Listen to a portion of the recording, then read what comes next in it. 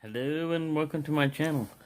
Well, this little knife reminded me of small knives, and everybody's got a limitation and a preference on knives and stuff, and some people just don't like small knives. And in my uh, personal experience, this is the smallest knife, a Swiss Army knife classic. This is the smallest knife and blade that I find useful. That I When I first got it, I was like, this is not the first one that I had is. But when I first got one of these, I thought, man, look at that blade. What is it going to be good for? Well, it actually can do a lot.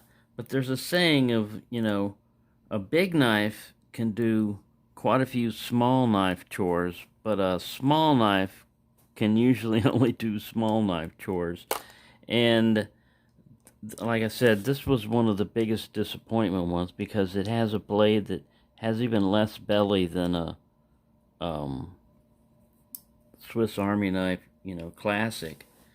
And I thought it was a lock, but this was actually the knife that took the longest ever to get to me.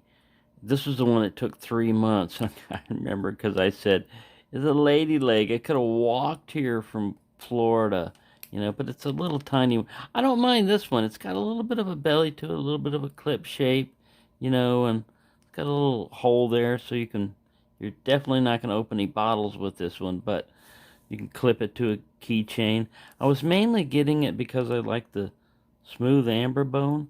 And when I ordered it, like I said, this thing was cheap. It has no half stops. It was only like about $3 or $4. But it took forever to get here, 3 months. Literally 3 months. You'd see it tracking and it went pink and stopped at this one place and it never got beyond that. And I was like, whoa. And then it went off tracking and I was like, no, we don't know where it is. Delivery date unknown. Now here's a small little locking Barlow. That's kind of cool. It's in that Stoneworks pattern. And that comes in pretty useful. It's just a little blade. But you can do more than thread and stuff with it. And here's another little small one. They have a lot of these. They call them the Cub. It's got gunk on it because you see I've been using it. But when you choke up to it, it's a nice little 3-finger little knife. And it's got enough belly. And it's thick enough that it can do some pretty good chores. And it's a lockback. So that comes in useful. And of course, toothpicks. This is a small toothpick, but these things come in real handy on a lot of things, like cleaning. It's got a lot of, and it's thick enough that you're not going to, bend it. But of course, you can't abuse it, like small knives. If you're going to try to use them as a screwdriver on something, the blade's going to snap or bend.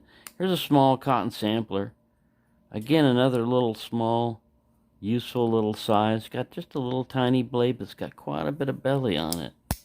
And of course, a mini canoe. It's like a canoe, but it's a mini.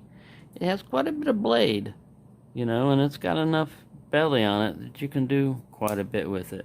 So they're useful as like if your last resort knife, it's like if you had nothing else on you and you needed to cut something, it's better than trying to chew your way through a cord or something, at least it's got something that even the smallest one, this has got to be the smallest knife that I've got, folding knife. If you sharpen this up pretty good, which this one is pretty good, it'll cut some stuff, so I mean, it is better than nothing. But yeah, you'd have a hard time, like with one of these with no belly, to use it to spread butter on your toast or something, I mean, it could be done, but it's going to take a while. Anyway, yeah, they have their limitations. I would say, just because of the way I was tricked kind of in this one, thinking it was bigger and thinking it was going to be a doctor's knife, this is probably my least favorite of the small knives.